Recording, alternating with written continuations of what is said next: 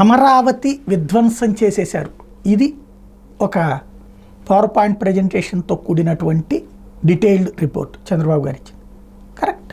అమరావతిని గురించి సాధారణ ప్రజలందరూ ఆగ్రహించడం, అసహించుకోవడం వల్లనే క్రిందటిసారి అమరావతిలో గెలిపించిన వాళ్ళు ఈ దఫా దారుణంగా ఓడగొట్టారు. అమరావతి చుట్టుపక్కల ఉన్నటువంటి నియోజకవర్గాలు కూడా దారుణంగా ఓడగొట్టారు.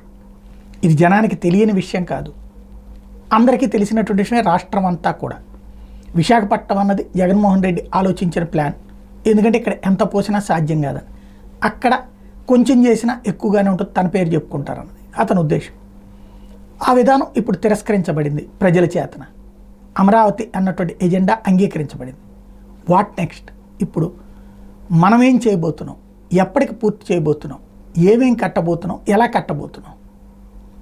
ఇదిగో ప్రభుత్వ పాత్ర ఏంటి, దాంట్లో ప్రైవేటు పాత్ర ఏంటి, ప్రభుత్వంగా ఇంకెన్ని బిల్డింగులు కడతాం, అప్పట్లో మనం చెప్పిన ఏదైతే గ్రాఫిక్స్తో చూపించినటువంటి భవనాలన్నీ నిర్మిస్తామా లేదా దాంట్లో విధానం మార్చుకున్నామా, అలాగే పబ్లిక్కి ఎప్పటికి ఫ్లాట్లు ఇస్తాం, వాళ్ళకి కట్టుకోవడానికి ఎట్లాంటి అవకాశాలు కల్పిస్తాం, ఇవి ఇప్పుడు ప్రజల ముందున్నటువంటి ప్రధానమైనటువంటి అంశాలు.